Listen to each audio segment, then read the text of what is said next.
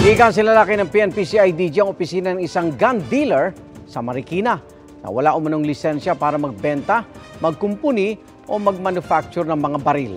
26 na long firearms at 27 short firearms ang nakumpiska. Gayun din ang mga makina at ibang panggamit sa paggawa at pagkumpuni ng baril.